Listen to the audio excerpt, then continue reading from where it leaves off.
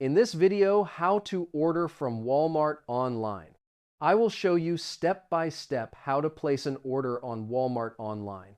First, go to the Walmart website or open the Walmart app on your phone. Then click on Sign In and log in to your account. If you do not have an account yet, click on Create Account to register. After logging in, go to the search bar located at the top of the page. Type the name of the product you want to buy. Press Enter to see the available results. Now click on the product you want to purchase to open the product page. Check the product details such as price, description, and reviews. If everything looks correct, click the Add to Cart button. Then click the cart icon located in the top right corner of the screen. Review the items in your cart to confirm everything is correct. Click the Checkout button to continue. Enter or confirm your shipping address.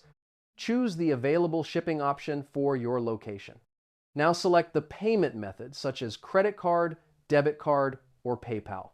Review all order details before finishing the purchase. Click Place Order to confirm your order.